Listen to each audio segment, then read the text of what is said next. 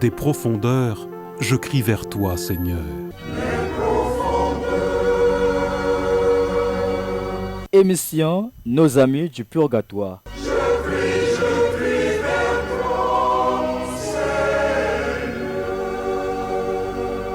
Présenté par Nathalie Bouelassa.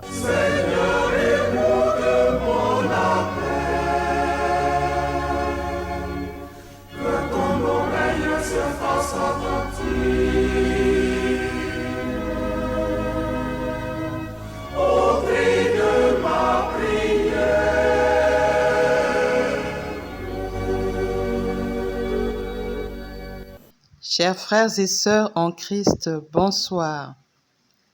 Vous êtes à l'écoute de l'émission Nos Amis du Purgatoire. Au microphone, vous avez Nathalie Bouelassa et derrière la baie vitrée, notre frère Ghislain Igouya.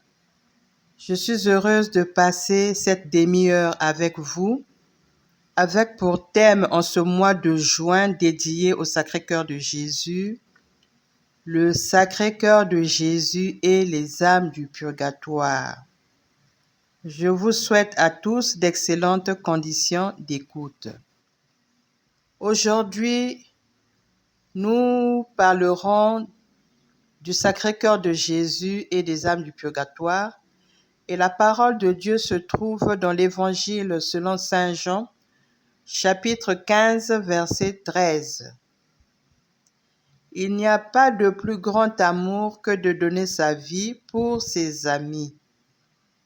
Baya ya luzolo, ya ingonda ya joie, ina l'église ke na kupesa beto méditation na ngonda nyonso yayi ya ntima ya santu ya Yesu, le Sacré-Cœur de Jésus. Yina ke na kulakisa luzolo ya nzambi samu na beto bantu. Na évangile yayi mfumu Yesu ke na kuzonza ti ikeleve luzolo yina me lutila na yina bake pesaka luzingu samna bayina bamezola samna bandiku. E mutindu yani ke na kuzonza yawu yani me kusadila yawu. Yani me suka ve kaka na kulonga kasi yani me kusadila mambu ina yani me kuzonza na kati ya evangile yani me pesa luzingu yandi samu na beto samu na kulakisa beto luzolo yina me kulutila nyonso yina muntu lendi sala awa na ntoto samu na mpangi muntu. Dans la tradition catholique, le Sacré-Cœur de Jésus et les âmes du purgatoire sont profondément liés. Les âmes du purgatoire sont purifiées par l'amour infini du Christ et en retour, ces âmes peuvent intercéder pour les vivants. Le cœur de Jésus est considéré comme la source ultime de miséricorde et de purification.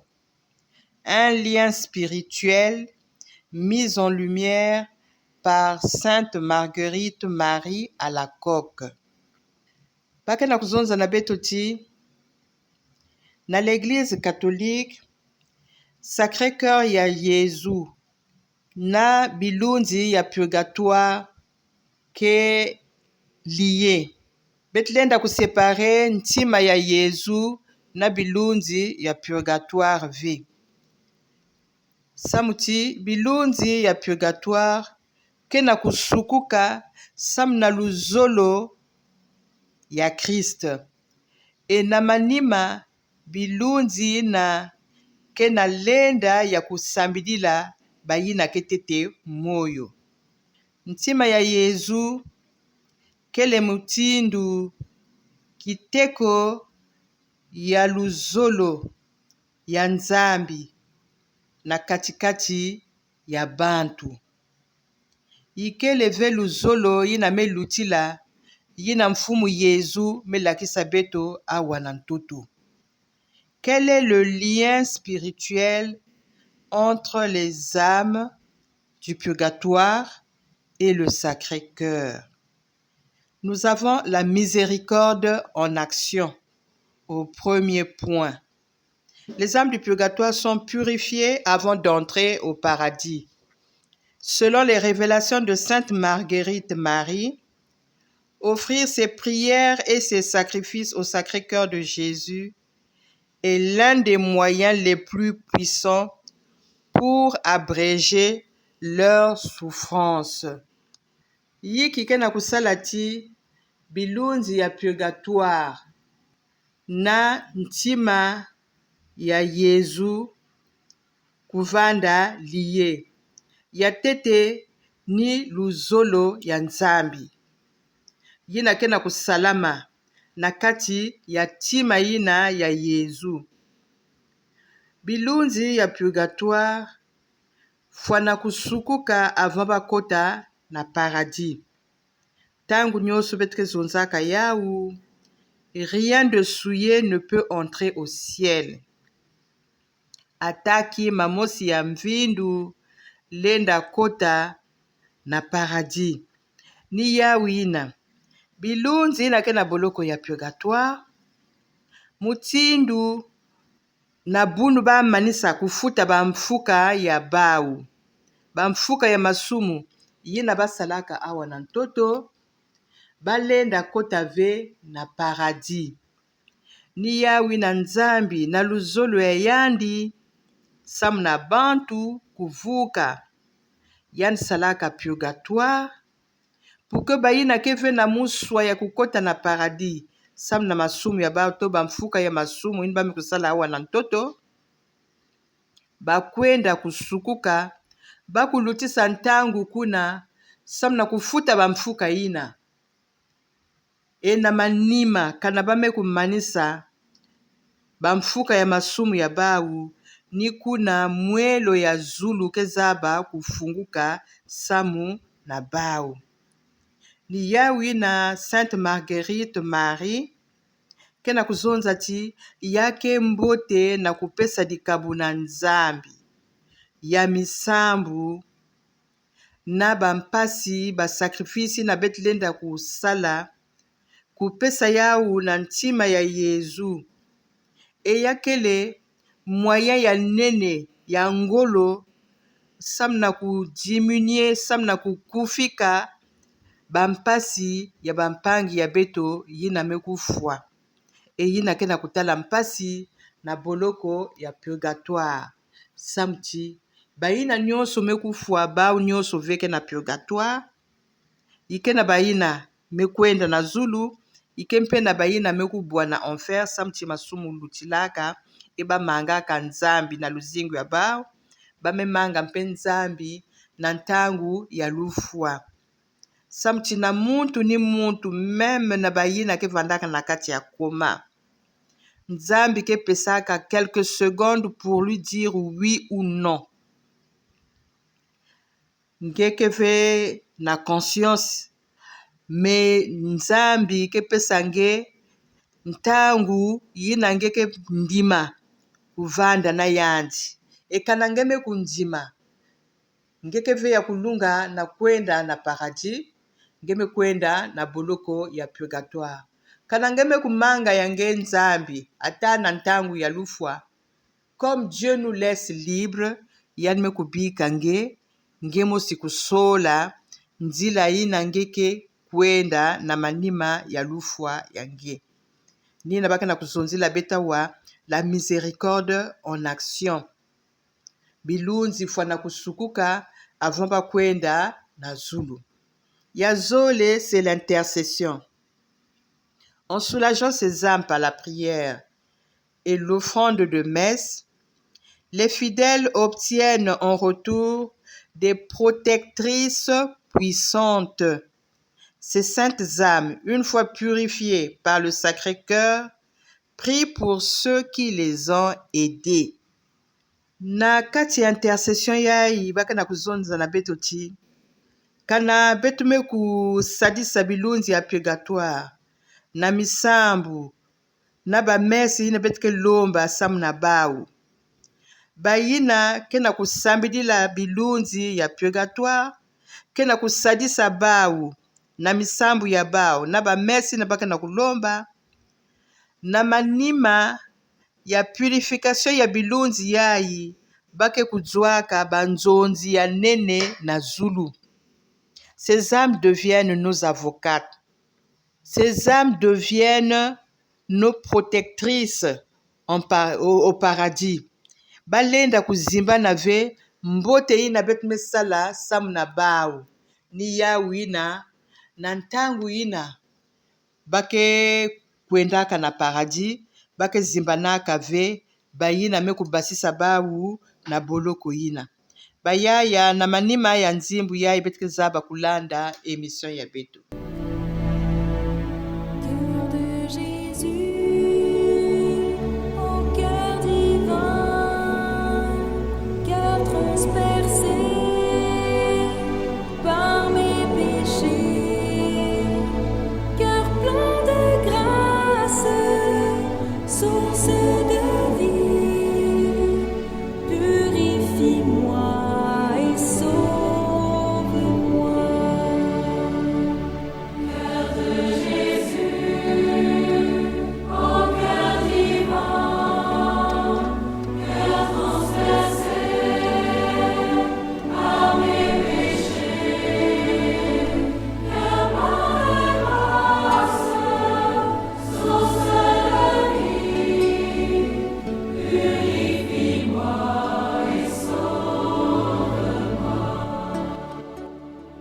Fidèles auditeurs, nous revenons à notre émission Nos Amis du Purgatoire.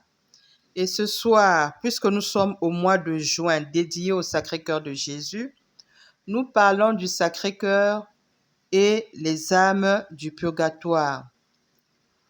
Le lien spirituel entre les âmes et le Sacré-Cœur comporte 3 points.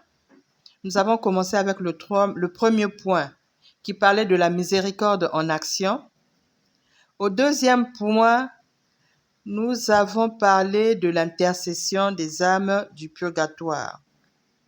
Les âmes du purgatoire n'oublient pas le bien que nous leur faisons à travers nos prières et les messes que nous demandons en leur faveur. L'ingratitude n'est jamais entrée au ciel. Ce qui veut dire que lorsqu'une âme est libérée du purgatoire, elle ne peut pas oublier tous ceux qui ont intercédé pour elle.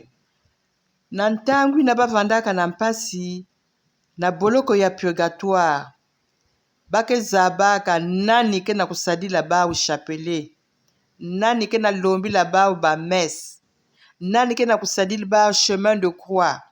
Bref, nyonso ina betlenda kusala ina bake bokilaka suffrage, c'est-à-dire tous les exercices de piété que nous pouvons faire en leur faveur. Bake zimbanaka ya uve. Et na yina bake basika na boloko ya purgatoire bame kota imene na paradis, bake vanda banzonzi ya bayina nyonso sadisaka bao. Bake kuma ba avoka ya bayina nyonso vandi sadisa bao na ntangu ina bavandaka na boloko ya purgatoire. Yina ni rôle ya intercession, yina bilunzi ya purgatoire ke salaka samna bayina ke na kusadisa bao. Et rôle yango ya intercession yake bandaka yina bake tete na purgatoire. Betlen zonzi tima faso bake na mpasi epi bake samdil bampangi. C'est vrai, bake na mpasi na boloko ya purgatoire, mais l'Église nous dit que les âmes du purgatoire prient. Elles ne peuvent plus prier pour elles-mêmes parce qu'elles ne peuvent plus rien mériter, mais elles prient pour les vivants, et notamment ceux qui pensent à elles, ceux qui prient pour elles, ceux qui font des sacrifices, des offrandes pour elles. Donc, balenda kuzimba na ve nani me kusadisa bawu na ntangu na bavandaka na boloko ya purgatoire. e musambu ya bawu ke na valeur ya kaka ke na puissance ya kaka yi na musambu ya beto ke leve na yawu parce que balenda kusumuka diaka ve beto awa na ntoto beti ke na kusambila me beti ke na kusala mpe masumu me kilunzi na ke na boloko ya purgatoire kie mame bikana na yandi kaka ni kusambila yani lenda kusumuka diaka ve ni yawi na nzambi ke ndimaka musambu ya bawu par rapport na ya beto beti ke sambila me beti ke na kuzinga mpe na kati ya masumu musambu ya bawu na ya beto ke ve mutindu mosi ni yawi na intercession ya bilunzi ya purgatoire samu na bayina ke moyo nzambi ke kundimaka yawu samu tshibame zaba yiki bafwa na kulomba na nzambi me beto mutu ke tete moyo beti ke zabaka ve ntangu ya nkaka yiki beti ke lomba na nzambi yiki ke mbote samu na beto ni nzambi mutu me zaba na musambu ya beto yani me zaba yiki ke mbote samu na mwana ni mwana ni nandi ke pesa na manima ya musambu. Au troisième point, nous avons la dévotion. Sainte Marguerite Marie effectuait régulièrement des visites spirituelles au purgatoire en compagnie du Sacré-Cœur, demandant à Jésus d'appliquer ses mérites à ses âmes. Pai nazola kutanga histoire ya Sainte Marie, Marguerite Marie Alacoque, bakota na Google mabake zaba nani yan vandaka wapi makabo vandaka na yandi samu na bilunzi ya purgatoire yan vandi tala ntima ya santu ya Jésus. Voilà pourquoi nous avons ce lien-là, Sainte Marguerite Marie et le Sacré-Cœur. Yan vandi kudzwa ba vision ya purgatoire na bilunzi vandi kulomba yandi misambu yani vandi tala bampasi ya bawu enzambi pesaka yandi dikabu ya kuzaba kutala bawu kiadi ni yawina yani vandi sambila samu na bawu enzambi vandi pesa yandi ba vision poko yani tala bampasi na yani me kundima yawu yandi mpe kendima mpasi samu na bilunzi ya purgatoire samu na kuvukisa bawu. Voilà pourquoi on nous parle ici de visite spirituelle au purgatoire. Yan vandi tala mambu ke na kuluta na purgatoire na manima yan mezaba wap mutindu yan fana kusala wap misambu yan fana kusala samu na kuvukisa bayina ke na kutala mpasi yina na purgatoire. Nyonso yina yan vandi tala ba sacrifice ba zomone nyonso ba mortification kutalisa nzutu pasi samu na kuvukisa bilundi ya purgatoire yani vandi pesa yawu dikabu na ntima ya Yesu samu na bilunzi ya purgatoire ni yawina nkumbu ya Sainte Marguerite Marie ke liye na bilunzi ya purgatoire par rapport na luzingu ya yandi par rapport na charisme yina nzambi pesaka yandi ya bilunzi ya purgatoire. Quelles sont les pratiques courantes associées à cette dévotion pour le Sacré-Cœur de Jésus? Nous avons l'offrande. Il est traditionnel d'offrir les mérites du Sacré-Cœur, souvent en union avec le cœur immaculé de Marie, lors de prières comme le chapelet. L'offrande. Kusala misambu na ntima ya Jésus.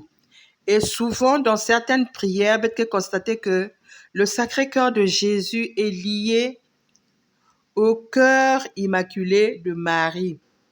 Na ba chapelet ya kaka ben ketala bakana kuzondi la le Sacré-Cœur de Jésus et le cœur immaculé de Marie aussi samu na bilunzi ya purgatoire e bapriere mingi ke muchindu yina bachapele mpe ikele yina beti ke talaka bake na kuzonza ntima ya Yezu le Sacré-Cœur et le cœur immaculé de Marie. En dehors de l'offrande, nous avons la neuvaine. La neuvaine du Sacré-Cœur pour les âmes du purgatoire est une pratique spirituelle courante pour aider les défunts.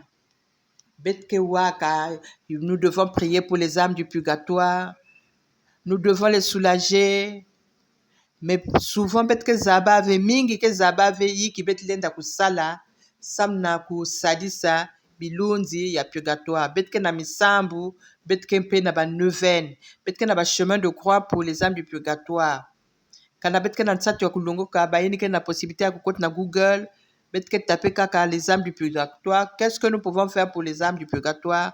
Nyonso zaba kuzwa ou na internet. Bayaya lomba diaka mwanzimbu na ya Gislin et na manima zaba kukota na témoignage ya beto ya bubu yai. Tu m'as entendu, seul ami que j'aime,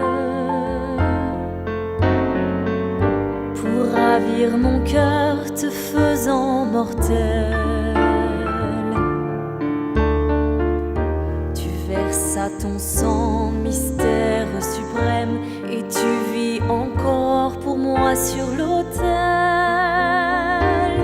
Si je ne puis voir l'éclat de ta face, entendre ta voix remplie de douceur, je puis, oh mon Dieu, vivre de ta grâce, je puis reposer sur ton sacré cœur. Toi qui sus charmer ma tendre jeunesse, reste auprès de moi jusqu'au dernier soir. Seigneur, à toi seul j'ai donné ma vie, et tous mes désirs te sont bien connus. C'est en ta bonté toujours infinie que je veux me perdre au cœur de Jésus.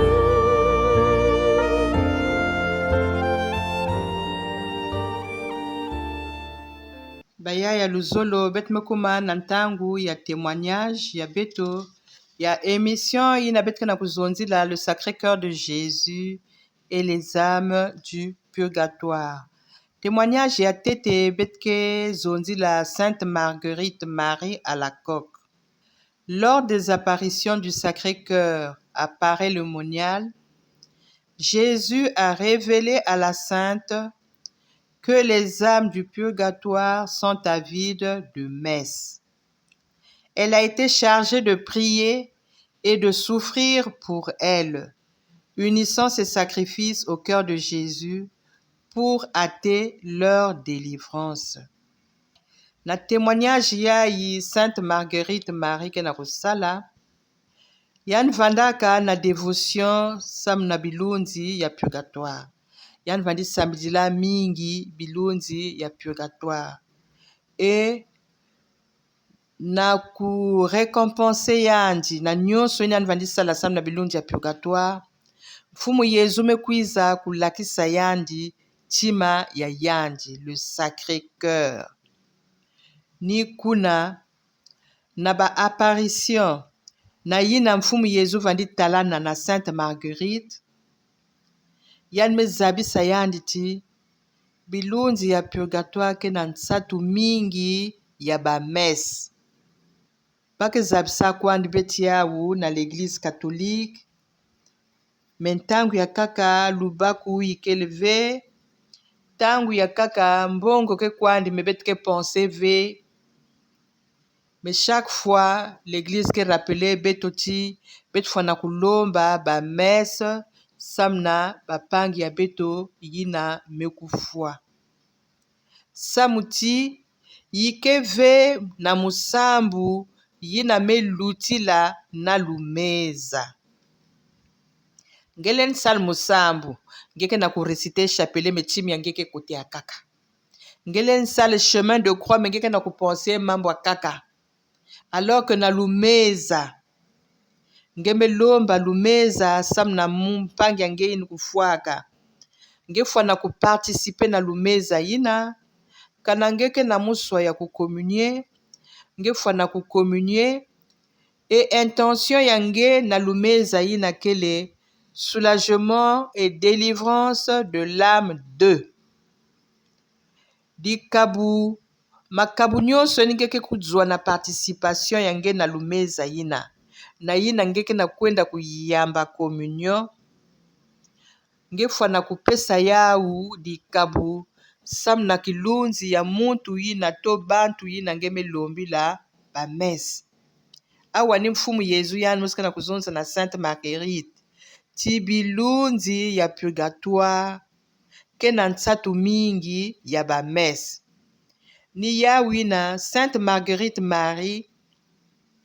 mfumu Yezu charge kiandi na kusambidila e na kutala mpasi sam na bilunzi ya purgatoire na kupesa dikabu ya bampasi ya yandi nyonso na Sacré-Cœur ya Jésus samu na kubasisa mbangu bilunzi ya purgatoire na boloko yina bake na kutala mpasi samu na kufuta bamfuka ya masumu ya bau.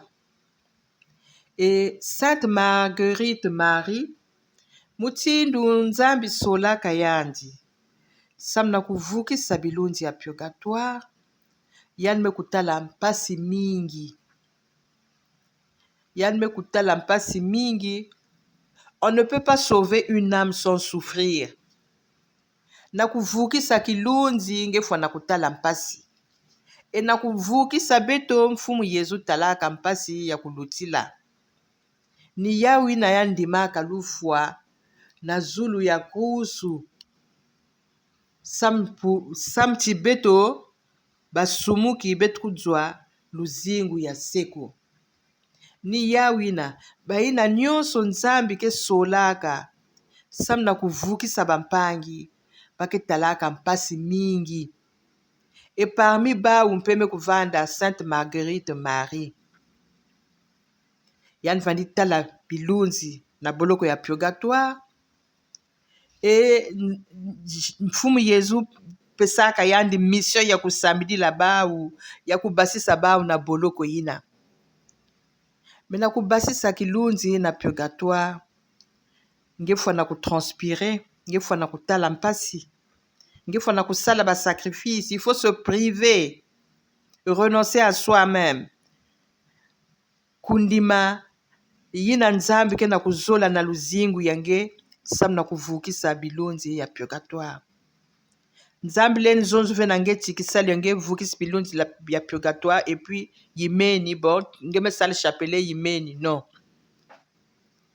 bayina yani me kusola samu na devotion yina bake talaka mpasi mingi e na manima nzambi ke zaba ku récompenser bawu na mpasi nibame kutala samu na kuvukisa bapangi et Sainte Marguerite Marie yani vandi tala bilunzi ya purgatoire yani ke yufula yiki beni ke na kuregrete na luzingu ya beno na ntangu beni vandaka awa na ntoto bake zonze na yande munu muke na kufuta luzolo ina kondwaka na munu sam na bapangi munu muke na kufuta sam timu vani négliger la messe munu muke na kufuta sam timu vandi zola ve mama Marie munu muvandi zola ve adoration muvandi respecter ve le saint sacrement exposé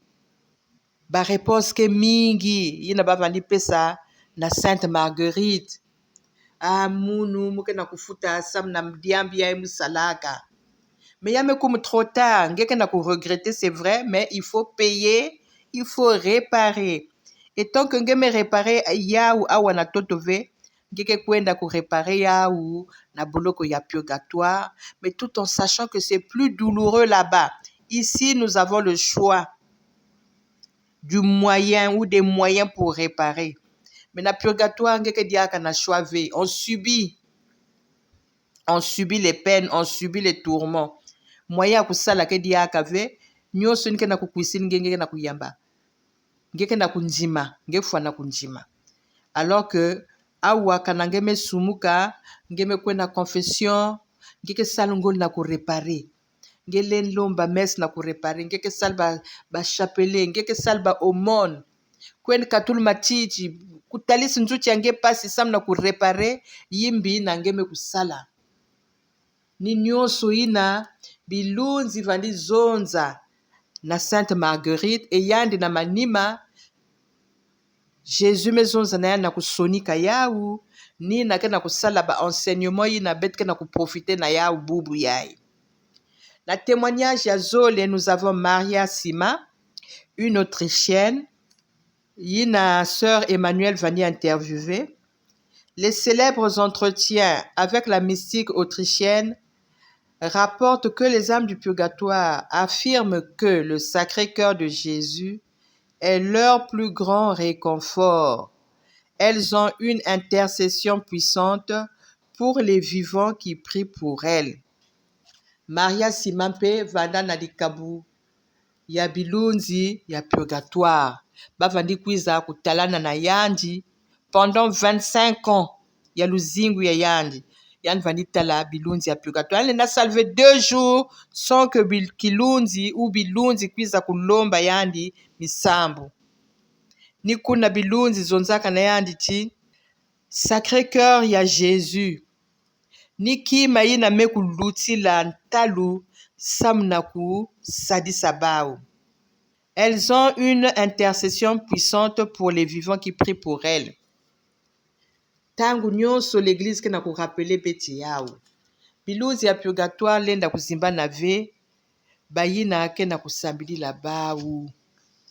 Et yake ba grâce bet lenda kuzua par le moyen de la prière en faveur des âmes du purgatoire. Balenda kuzimba na betu ve, betu nata ba na musambu, betu lombi la ba ba messe, eni yina kepesa ba ngolo ya kusambidi la betu. Parce que nous avons besoin de prière pour notre sanctification. Na pèlerinage ya betke na kusala, ini betke na kujiata wa na ntoto, na bet mus betke lenda ve, nous avons besoin de la grâce de Dieu. Et la grâce de Dieu passe aussi par les âmes du purgatoire qui intercèdent pour nous. Baya ya tangu mekulunga, émission ya beto, ina bet mezonzila. Le Sacré-Cœur de Jésus et les âmes du purgatoire memanisa. Vanda kakintwa dina beno Nathalie Bwelasa. Na manima ya talatala mekuvanda ya Gislain. Matondo na beno nyonso mekulanda mun. Donne-leur, Seigneur, le repos éternel et que brille à leurs yeux la lumière sans déclin. Amen. Des profondeurs, je crie vers toi, Seigneur. C'était l'émission Nos Amis du Purgatoire. Je prie vers toi, Seigneur. Présentée par Nathalie Bwelasa.